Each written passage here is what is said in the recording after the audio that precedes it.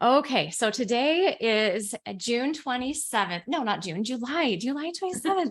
And I'm so excited to have everybody here and to be talking about LinkedIn. Today, this is all about how to find clients or customers, how to monetize this platform and use it effectively for your business in a non-sleazy way. I think a lot of people, I kind of cringe a little bit the way that people message me on LinkedIn or the way that they use it. And I feel like there's a better way. And there's a way to really make this an authentic experience that really builds relationships that can lead to conversion and to better customers and clients. And so we're going to talk with Barbara a little bit about how that works. But first, I wanted to introduce myself. I know that there are a lot of people here that I've never met before, and then some that I have worked with in the past. So my name is Megan Lloyd, and I am a business coach. I'm also a VA trainer. I'm a recruiter and I do a lot of different things, but I love systems. I love techie tools and I love working with people like you. I know that we have, like, just looking at our notes, we have a ballet studio owner here. We have some virtual assistants. We have network marketers. We have so many different kinds of businesses, people that have an actual product, others that provide services. So it's fun to kind of see the differences that are here today and a lot of the people that are going to be watching the recording as well. But without further ado, I'm so excited for Barb to introduce herself. I want to tell you a little bit about the fabulous Barbara and what you're going to be getting today from her joining us. So Barbara is a global LinkedIn coach with 20 plus years of experience in international marketing. For the past 5 years, she's helped business professionals grow their brands, build authority, and attract new clients. And she's worked with global brands like Mazda, Unilever, Ferrero, and Reckitt Benckiser. I've actually never heard of that one before, so hopefully I pronounced it right. And her marketing experience took her from an assistant brand manager all the way to an account director in JWT International Advertising Agency. So this is a woman who knows her stuff, and I'm really excited for her to share the wisdom that she has for you. So Barbara, welcome. I would love for you to say hi and tell them where you're from and anything else that I didn't say about how awesome you are. Thank you very much, Megan, for this introduction. Yes, you pronounced it right. It was Reckitt Benckiser. You may not know the company, but you probably know the brands, Lysol and similar, Airwick and things like that. So, yeah, I'm from Slovenia. I'm from Europe. I live in Piran in a really nice coastal town. I enjoy life. I'm really happy that I get a chance to be here with you. That Zoom gave us this possibility to mingle and get to know each other and to learn from each other all around the world. And I'm also really thankful that Megan built this environment where she actually invites people that are really giving a lot of value. So thank you very much. And thank you all for coming today. Yes, welcome, welcome. I would love if everybody could type in the chat where you're calling from. I love Barbara's from Slovenia, and I know that we have most of us, I think, are here in the US. I think we have one person in the Philippines, but if you just want to tell us where you're located and then maybe what your business is. I know that most people here have a business of some kind. We would love to know kind of what your industry is all about, whether you're providing a service or a product, or if you even have a storefront as well. I see Missouri, Colorado, Maui. Awesome. Very cool. Utah. Very cool. I'm also in Utah, so I love all of our Utah people. So let's dive right in. Roseburg, Oregon. Awesome. Health coach, doTERRA. Awesome. There's several different kinds of things that people that are here today. So welcome, welcome. I want to preview kind of where we're going to go today. We only have an hour because I have a call that starts right at the hour. And so our goal is to be done in 55 minutes. And if not sooner, but I know that we have a lot to share with you. So some of the things that we want to talk about today, we had a lot of questions come in, even in addition to the topics that we put on our page. So here are the things that people specifically were asking that we want to kind of address eventually as we get through this. Someone asked, the ballet studio person asked, I would like to know how to use LinkedIn for my specific type of business. A lot of our network marketers wanted to know how to invite people to a prospect call or to convert them into possible customers. People wanted to know how much time it takes to use LinkedIn.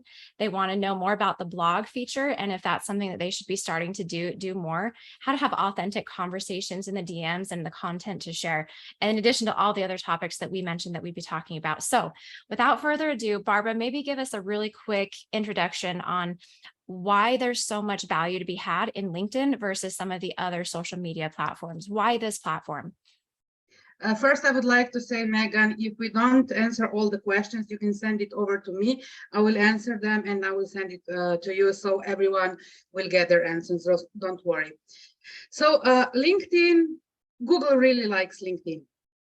So if you don't have your own website, if you're not active, or even if you have your website and you know how much time and money it takes to get the SEO and to get to the first positions in Google, when you have your LinkedIn profile, you get to the first positions immediately. So it's really a good chance for you to get found compared to other platforms. So that's the main reason why you should take advantage of LinkedIn. The other thing is, for example, when we go and search for something like trends, people, whatever, we go to Google first because it's the biggest search engine. But when we go into LinkedIn, we are already narrowing down our hits. So it means we can get to people quicker. So when we are looking for prospects, we can look through keywords, through their positions. Maybe we are looking through companies. Maybe we're looking for people in a specific country or in a state, since most of you are from the States. So LinkedIn allows us a lot of filters. So the search is much easier and it gets your results much faster than you would get them on Google. And I'd say too, a lot of people are overwhelmed with like Instagram or Facebook because they feel like they have to dance or do videos all the time and they have to show up and entertain. But when what they really want to do is build connections and build relationships. And it's not that you can't do that on these other platforms, but the awesome thing about LinkedIn is when people are on there, they're looking for they're looking for a connection, and they're looking for usually to buy, like they're looking for something to solve their problem, whether that's to find someone that provides a specific service that they're looking for, or to hire someone for a specific thing. So they're there looking for potentially you, which I think is really cool. Yeah, they are much more willing to buy, you know. Consider it like a fair. You would go to a fair where people are already willing to buy. So people on LinkedIn are most likely willing to buy. So your task is to get them to know you, like you, and trust you. Easy.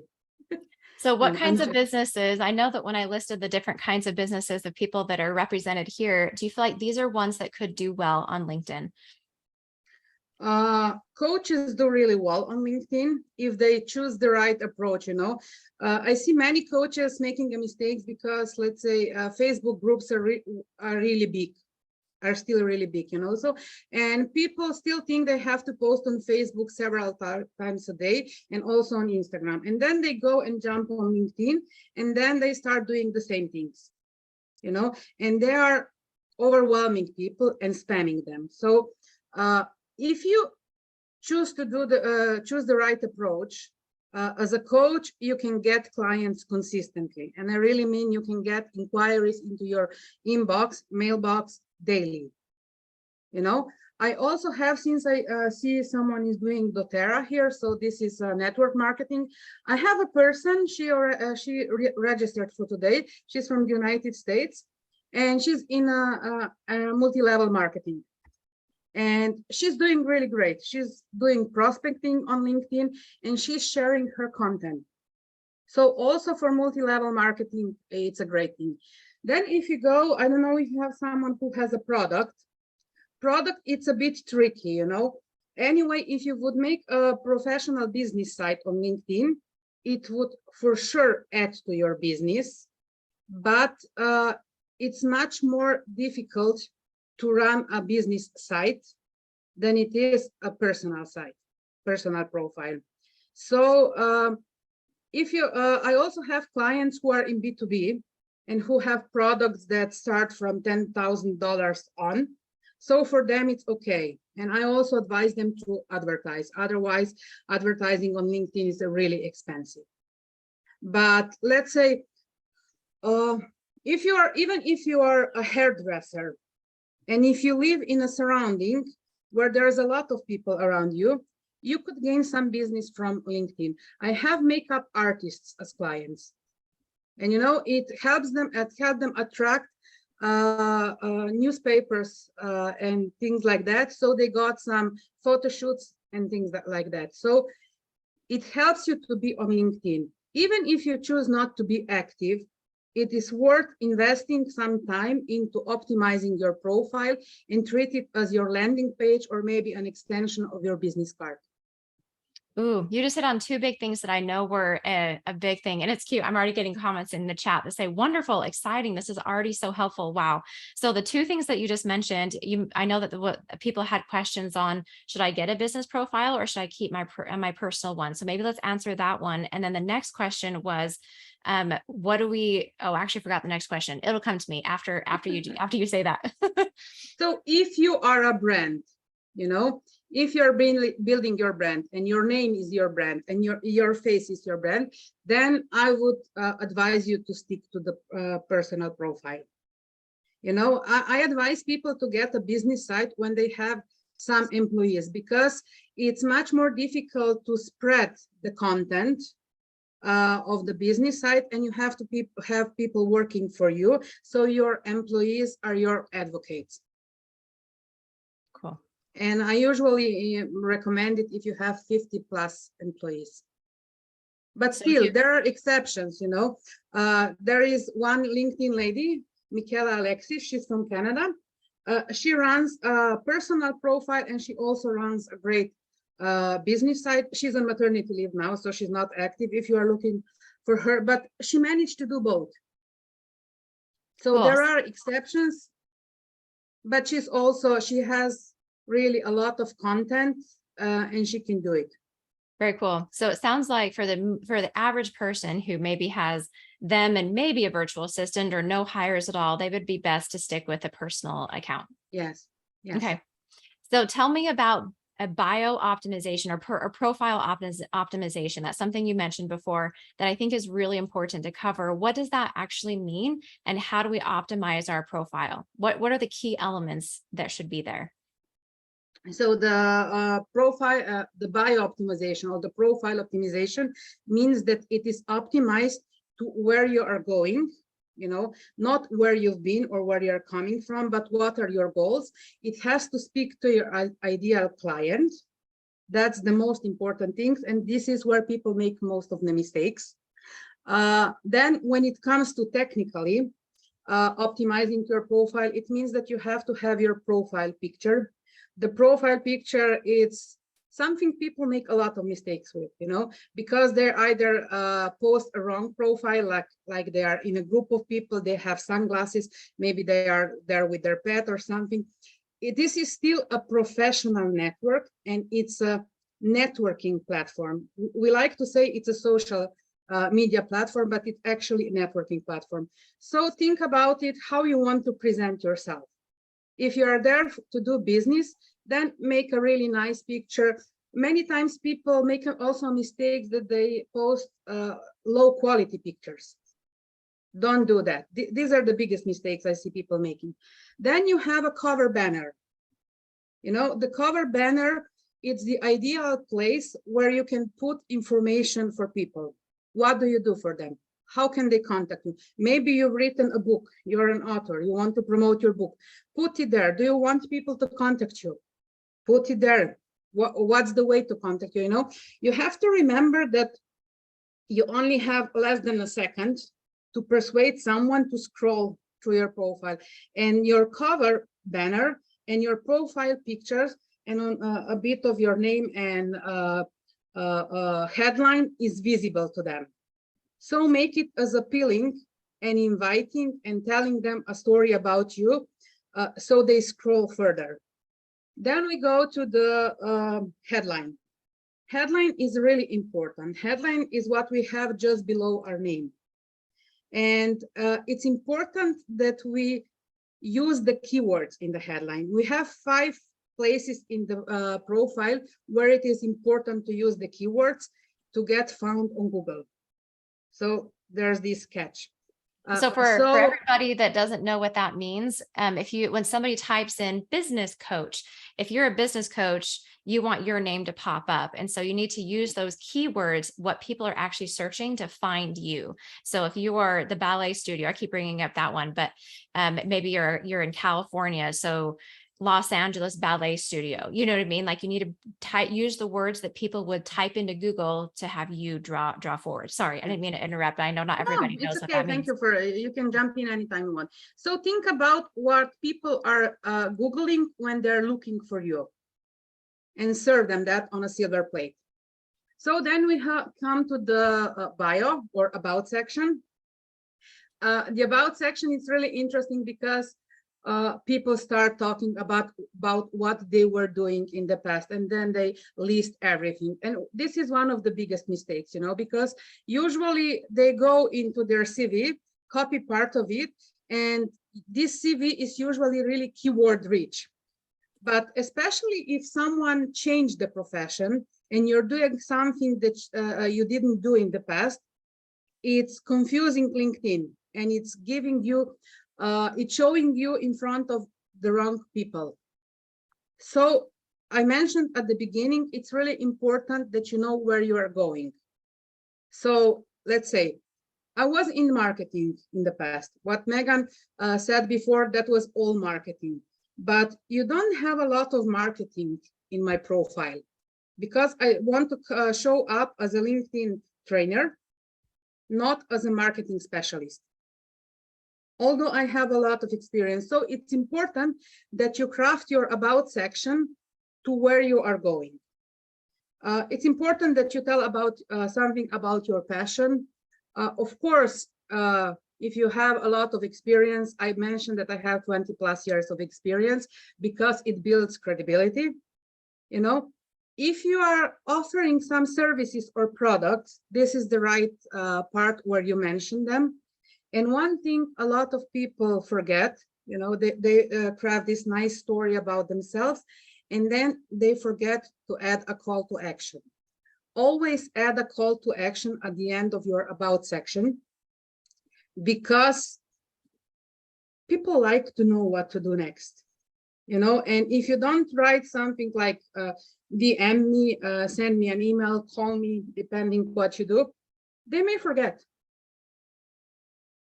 So a CTA is really important. Then, of course, we have the experiences. It's also important that you add experiences that support your future, not your past.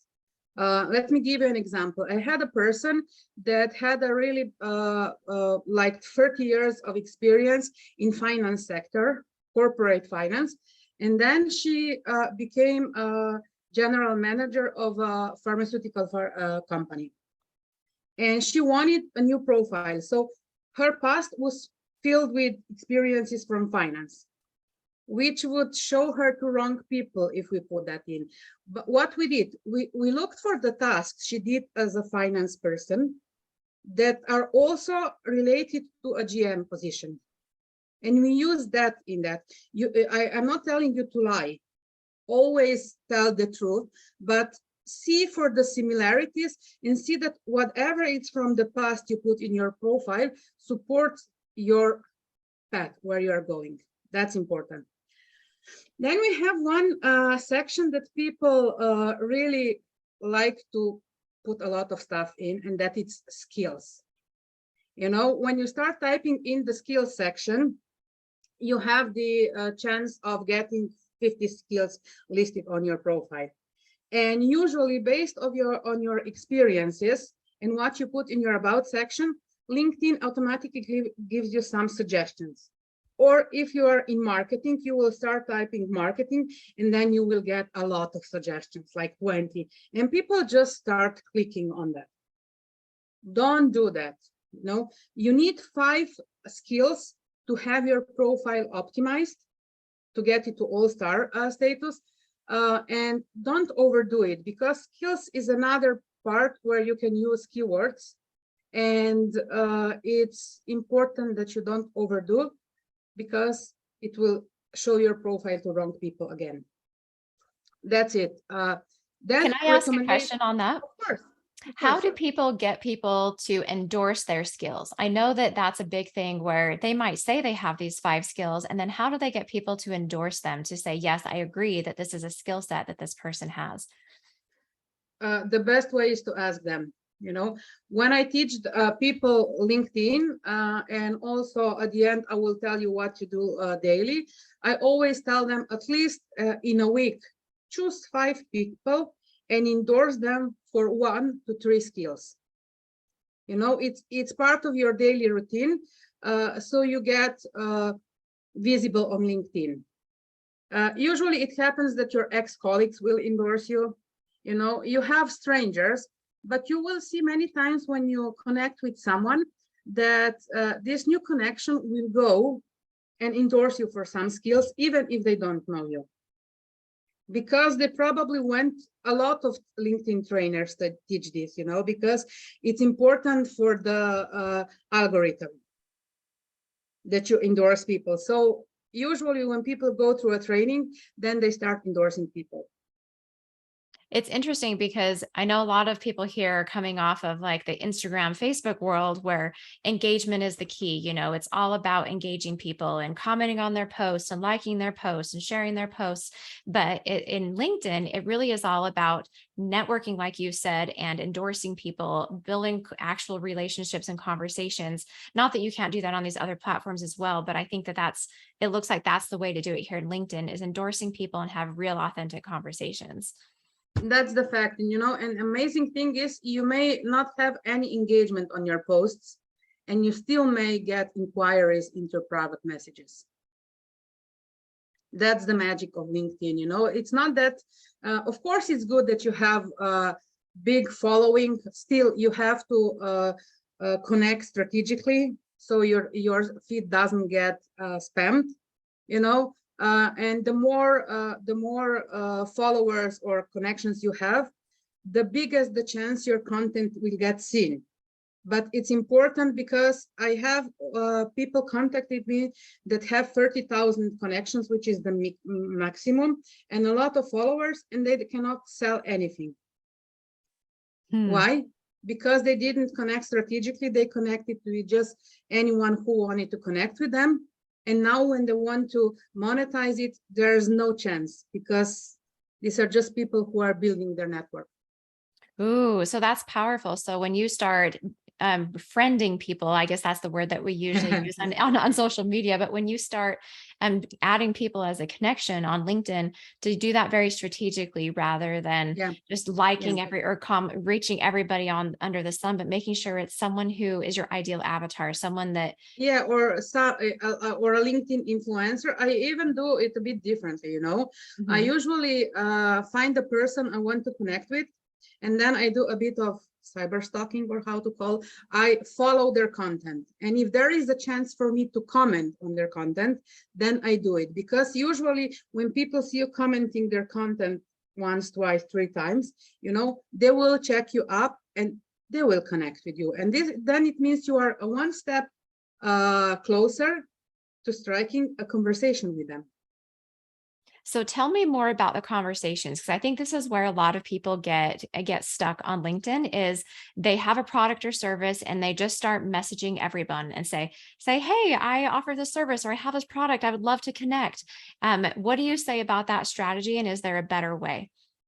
Yeah, of course there is a better way. I still haven't sent anyone a message like that on LinkedIn. What I usually do, I look for the commonalities on the person's profile. What do we have in common? Or maybe they wrote a post, an article, whatever that I like. We maybe attended an event together, something like that. And usually I use this as an entry point. So I send them a connection request or a friend request, like you said it, you know. And whenever you're sending a connection request, please add a message to it.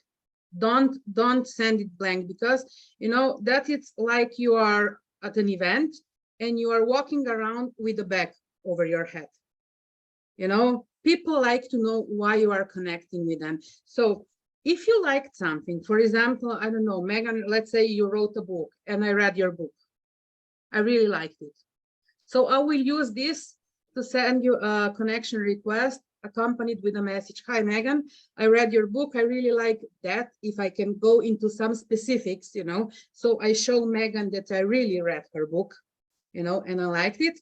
And that's the reason I would like to connect with her. I usually end it like that. And if you give someone a compliment in your connection request, you usually get their reply. Of course, we have a lot of egocentric people on LinkedIn, like on every other platform, and they don't care. Some people will just accept your connection request. And my suggestions for that is don't bother. You know, we are different kind of people. And if a person doesn't respond, or maybe let's say you try after 2 weeks sending something more to them and there's no response, don't bother with them. You know, there's plenty more fish in this pond. So that's it. But usually people reply, you know, and then this is the start of the conversation, because many times they will ask you questions. And then when you are writing to them, always try to end your message with a question, because in this way you will continue conversation, you know. And usually what happens after 4 or 5 exchange messages, they ask you, what is it that you do?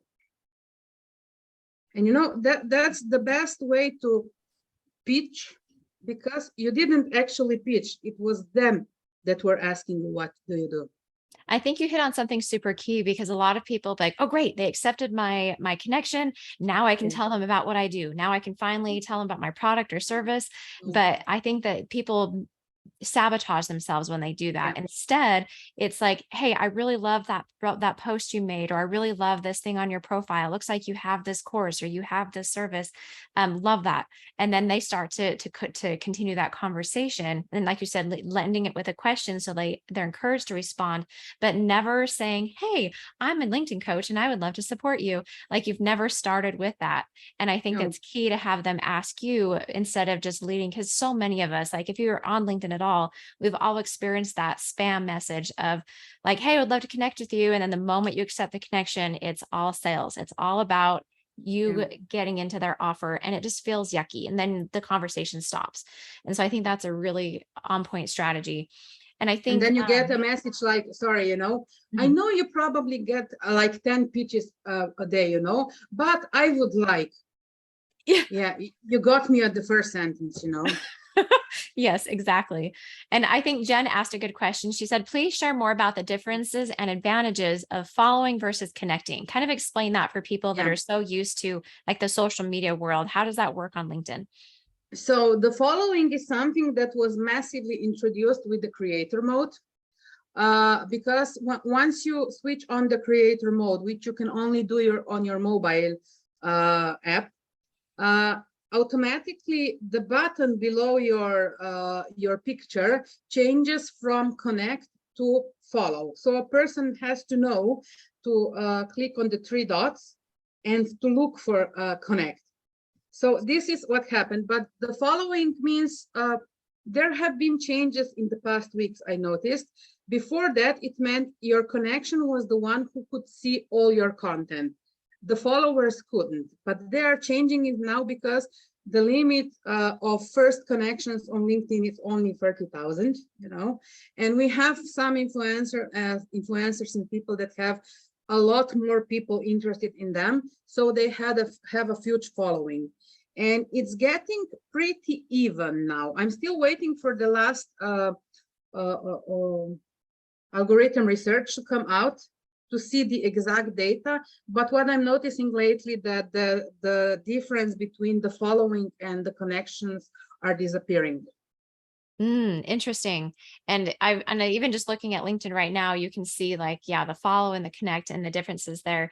And so if I understand right, you can follow anybody, kind of like you can follow people on Instagram, where you now will see their content in your feed because you followed them. Same with connecting with people, they'll still see them in your feed, but it would be neat if it does kind of cross over where you can now message each other and things like that. Because usually you can't message people until you're at least connected, if I understand right. Yeah, that's still the difference.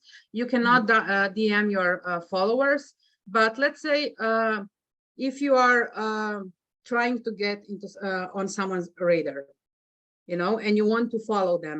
Instead of that, click on the bell next to their name on their profile, because then you will be notified every time they post something. And you will not have to go and look at their profile, because, you know, usually people have also premium profiles and they see who's looked at their profile. And if you go like every day, it may look like you're stalking them. So but when you oh, go ahead. Sorry. Finish your and when you click on the bell, you know, you get notified and you are directed. When you click on the notification, you get directly to their content they posted. So it's a different, you don't go through their profile. And that's a really great way to making sure that you're always engaging and commenting on their posts, like you said, so that you're top of mind. So explain for a second the difference between, you mentioned a creator account, a professional account. Are they the same or are they different?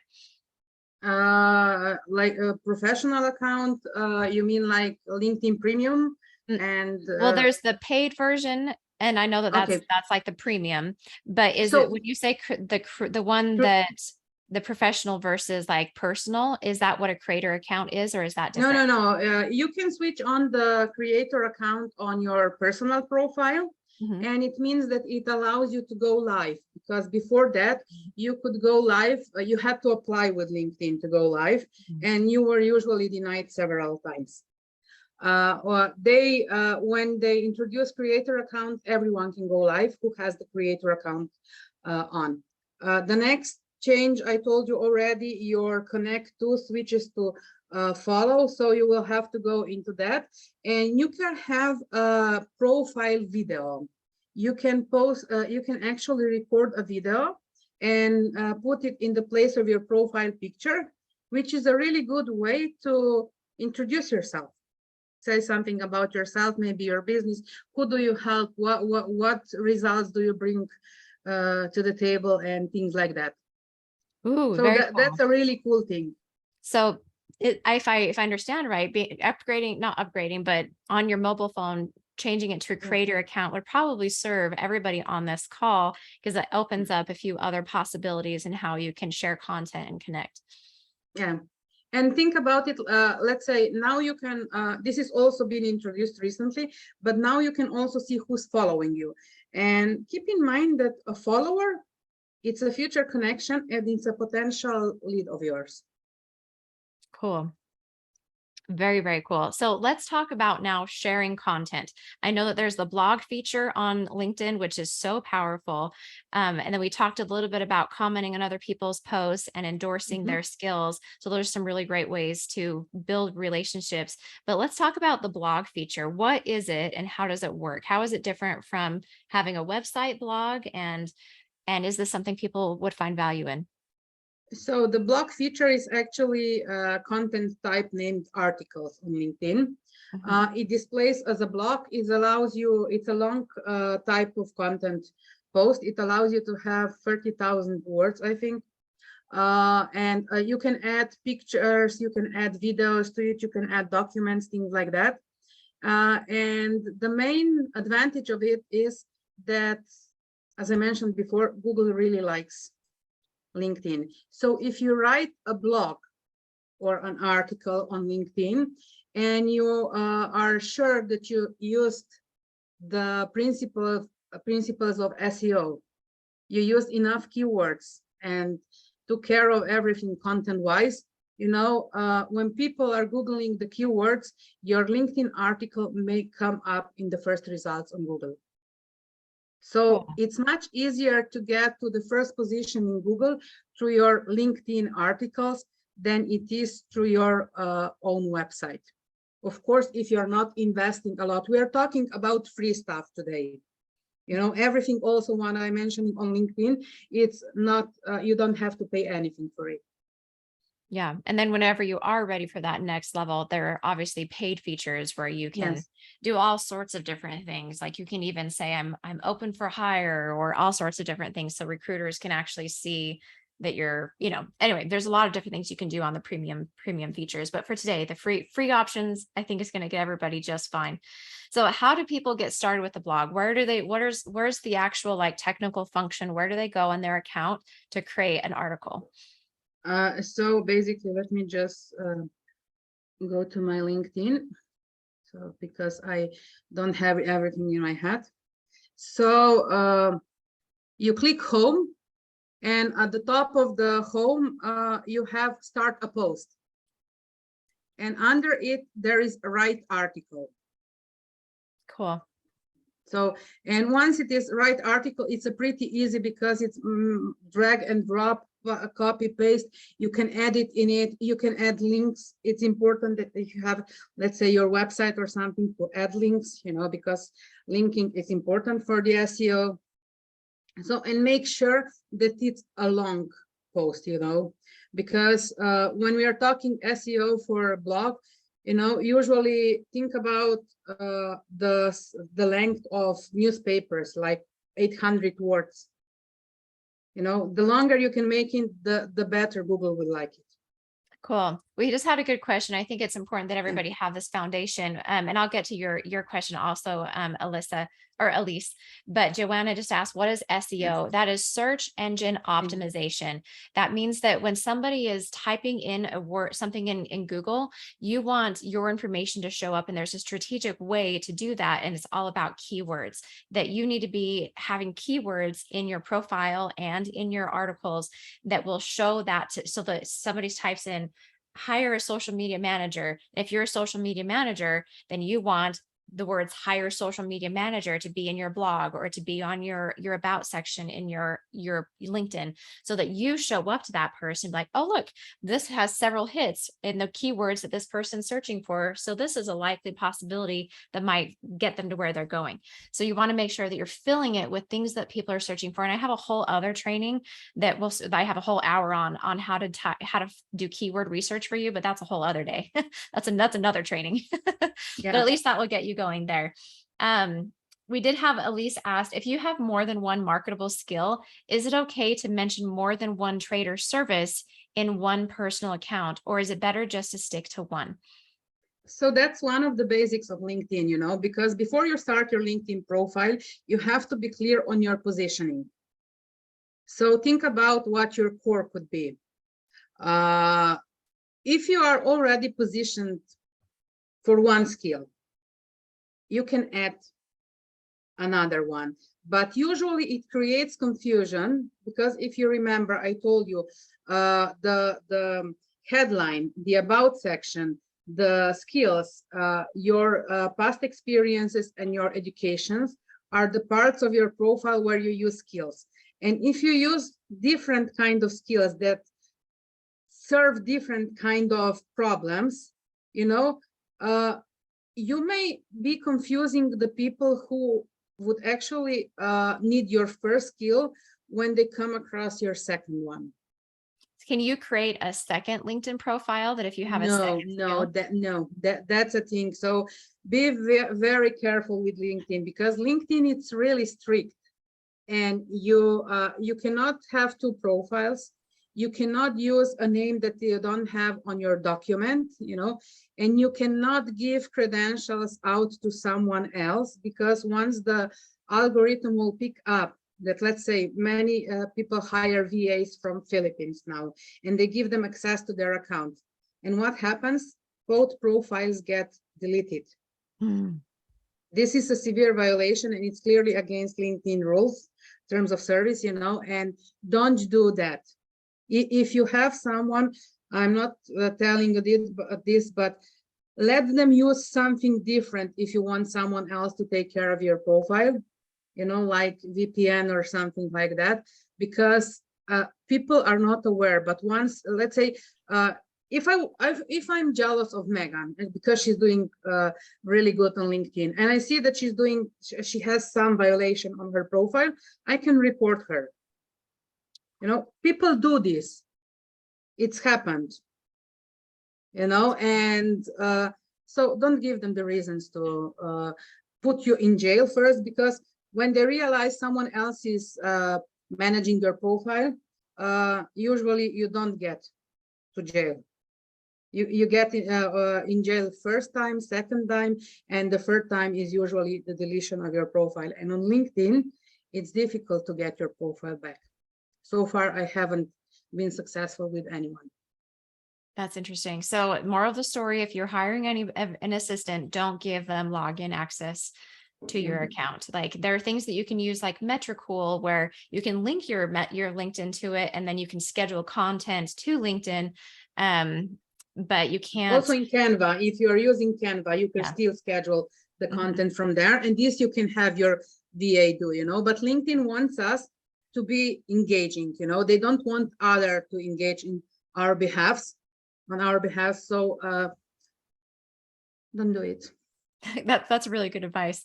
So Yeah. Jen has a question about the articles, going back to those for a second. Mhm. And she said, are articles and blogs the same thing on LinkedIn? Yeah. Yes. We mentioned blog because we are more familiar with the structure of it.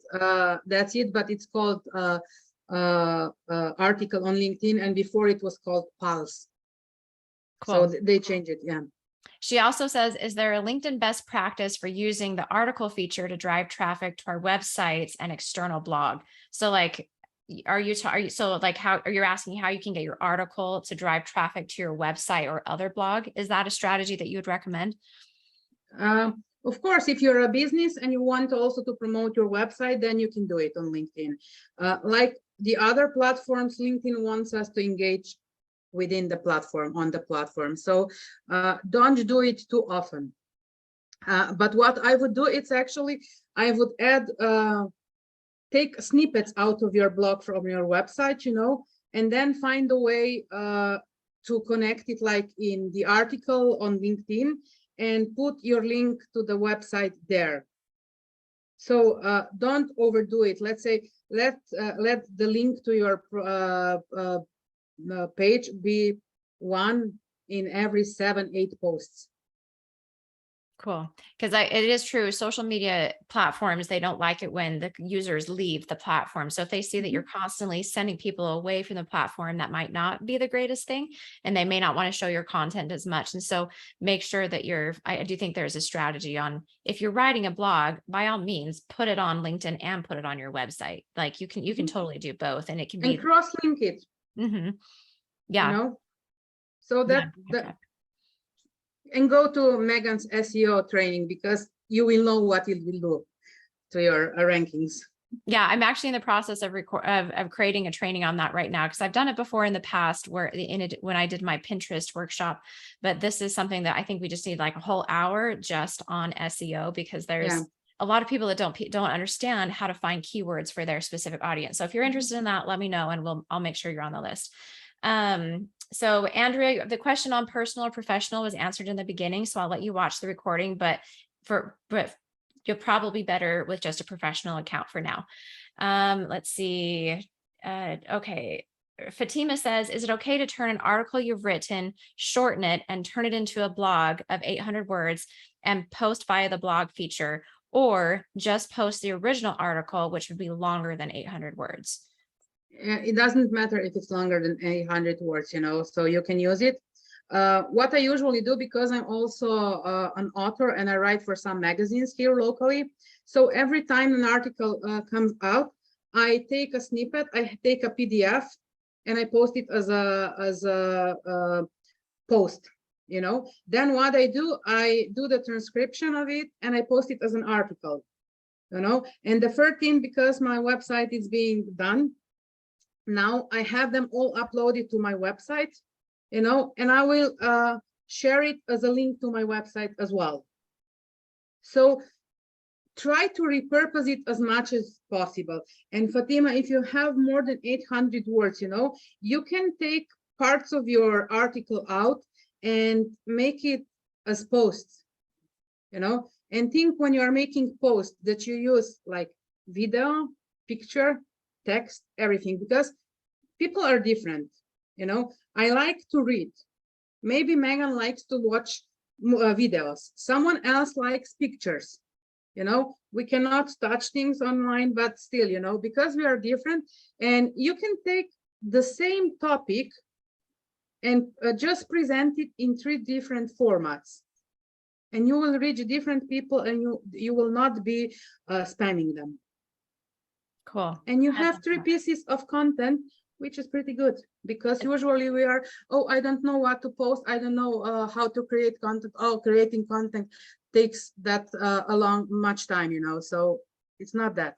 I love that. So essentially one blog post can be potentially, depending on what's all in the blog post, it could be several posts. It could be several, even videos. You could start recording a video where you talk about the content you just wrote about. You could create several images with the content you just spoke about.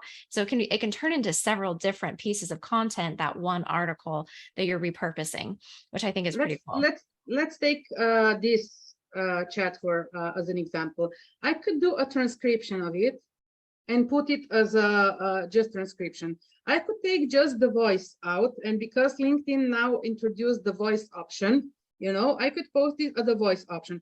I could take some parts like tips, and I could make them like cards or something, carousels, things like that, you know. Then I could take just snippets from the video and post it online as that, you know. So now I think I mentioned 5 different ways we could repurpose this talk today.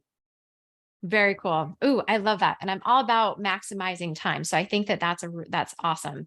A couple of other questions that have come in, and I know that we only have like 15 minutes left, so we may not get to all of them. So we have the chat saved so that we can send all the questions over to Barbara, and you can get connected with her if you didn't get your questions answered. But someone says, what if I created a LinkedIn account years ago, then created one recently with my business name? Is that a no-no? Because now I have 2 accounts. That sounds like that's a no-no. Are we talking about having 2 personal accounts, or did you create a business page with a business name? Because it sounds like you can have a business and a personal, right? Yeah, but if Andrea created a business page with a business name, it's not a problem. If she created like a personal account with the business name, that's a problem. Okay, awesome. And then, okay, perfect. Awesome. Oh, and everybody's saying they're interested. It doesn't matter if you have 2 different addresses. The thing is, if you have a personal account with the name of, I don't know, Reckitt Benckiser, and it's a personal account, and LinkedIn will notice it, they will require, you will be required to submit some ID. And I'm sure you don't have the ID with the Reckitt Benckiser name in it.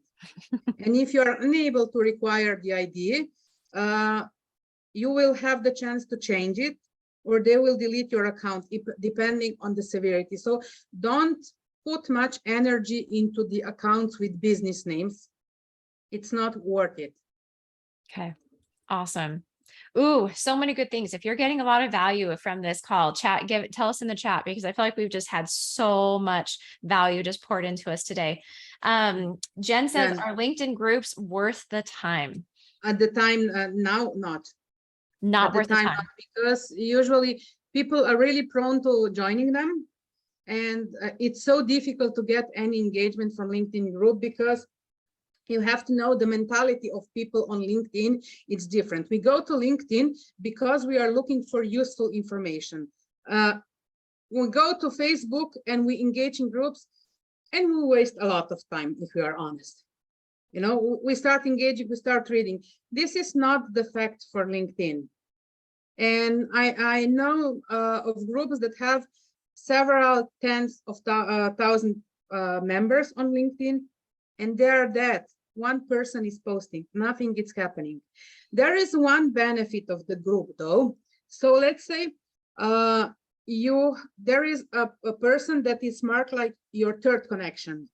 Many times you cannot even add a person, which is your 3rd connection, because they put it in the settings that they don't want to connect with people who they don't know, which means you have to know their email, so you are able to connect. But let's say you can check their profile, and if you see if they are a member of a group, you know, you can join the same group. And once you are in the same group, you can directly message them on LinkedIn, even though you are not connected. So this is the only benefit of groups I see now. Cool. But LinkedIn, it's working on it, because they've been developing really fast in the past year, and they introduced a lot of new stuff. So they are also working actively on groups, so they would be a bit more engaging, and probably they're looking for a way to monetize them. Cool. For them. So if I'm Yeah. from all that we've talked about, if everybody walks away from this call with their major to-dos, it would be optimize your profile, make Yeah. sure you fill it with keywords, that you have a really stellar about section that talks about what you can do for people, not just what you have done in the past, and that you really leverage those 5 different skills, choose 5 skills that would bring people into what you offer right now, and choose those 5 different ones and delete the others probably.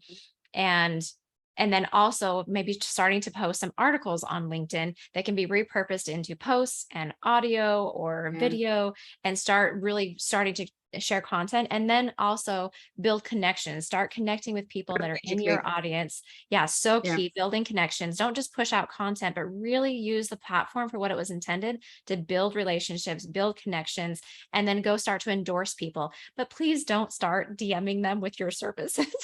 Like, No. yeah, start DMing them and say, hey, I would love to connect, and then build a conversation and let them ask you about your services. But if you're talking about your services in your profile and your posts and the things that you can do to support people, always speak from the space of what problems do your services solve. I see so many people that just say, hey, if you need a social media manager, let me know. And I kind of cringe a little bit, like, oh, I just want to help you word that just a little bit better, because what does what services as a social media manager does that person actually solve for the individual? Like, what does that actually do for the person on the other side of the keyboard? They need to know, like, if you work with me, I'm going to reduce the time that you're on social media. I'm going to help you feel like you have a solid marketing strategy. I'm going to help you, have time freedom again. Like, you're speaking to actual problems people are having, and then you can now talk about your services. But too many people just say, hey, I have this service, let me know if you want it. And it doesn't really do much.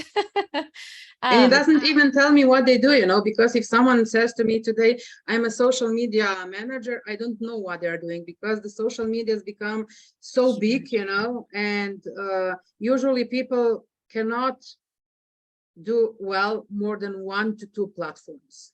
Mm-hmm. Yes. Like if they say they do all the platforms, that raises a little bit of an That's eyebrow. a red flag. Mm-hmm. That's a red flag. Yeah. Oh my goodness. Well, there was so much more that I know that we could have gone into, but I would love to take the last couple of minutes, Barbara, for people who are like, wow, I know this was like the tip of the iceberg, and there's so much more to know and to do, especially if this is a space you want to get into. So I have 2 questions for you. The first is, people want to know, if they want to get into LinkedIn, what is an average time per week that they should invest to make it a successful experience? So that's my first question. And then I want, if you can share how people can work with you going forward. I know that I think you have a course, you also have some one-on-one like bio optimization, and you have a Facebook group that people can join, if I recall correctly. I would love to hear for you to share all those things. So how I teach it is actually that you don't spend more than 20 minutes per day or every time you log into LinkedIn, because if you're at the beginning and you haven't done any LinkedIn so far, you mustn't have your goal, I will do it 7 times per day, because you will not do it. It will become overwhelming to you. So we start and gradually build up. And at the end of the day, 10 to 20 minutes of work, it's enough for you to get results. From my experience, depending on the topic, what kind of business it's involved, but people usually get results in a range from 4 to 12 weeks once they start working seriously on LinkedIn. And seriously, I mean, they optimize their profile, whatever Megan said and we talked about. And they're also, if they are not posting, they can be commenting on other people's posts, because many times you will not feel like creating content, which is normal, but you can always take some time and see some other posts and make a meaningful comment on that post, which is the best content strategy on LinkedIn. So to be honest, I spend 10 to 15 minutes per day on LinkedIn, but I write my content out of this time, because I have a bit of different approach. So that's the thing. What I do every month, but not now in summer, I have a LinkedIn Cafe with Barbara, which is a live event like this one, where you can ask whatever questions you have, where I present what's new on LinkedIn, and usually you can send in questions that you have. And we also do the analysis of the profiles live. So that's a thing that it's free. I do it every time. If you're interested, just send me a message on LinkedIn, or if you're on Facebook, I have a group, How to LinkedIn with Barbara. So you can join and you will have all the information there. Apart from that, I work one-on-one with people, and I have live group courses with a limited number of people that can join, which is 15, because we do a lot of one-on-one work. It's 10 to 12 weeks, depending of the not seriousness, but type of your business.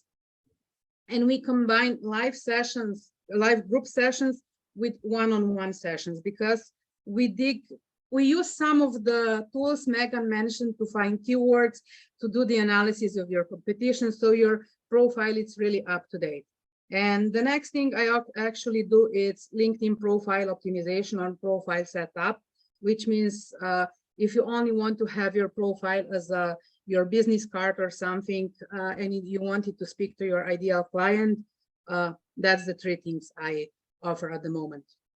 Very cool. So lots of free things that you can get working with Barbara, and also some very paid one-on-one intimate experiences that you can get with her as well if you're ready for that next step. So I encourage you to find her. We have all the links that we'll be sending in an email for everybody that registered. So you'll get all of those as well. But it's fun because I saw all the comments of everybody that just loved this. They said, learning so much. Thank you so much. Learning lots, loving this. Grateful it's recorded. Awesome. Well, we so appreciate you sharing, just pouring value into us, Barbara. You gave us so much wisdom to walk away with, and a whole page of notes of things that we can go and do and implement right away. And the confidence I hopefully skyrocketed for everybody that's thinking LinkedIn might be a space that they can be in. So thank you for joining us. We just so appreciate you here, Barbara. Thank you very much to all of you. Awesome. And I'm Have really, a great day. Likewise. Bye-bye. Yeah.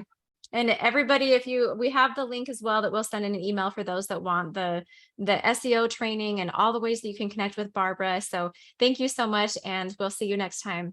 Thank you, Barbara. Bye. Thank you. Thank you.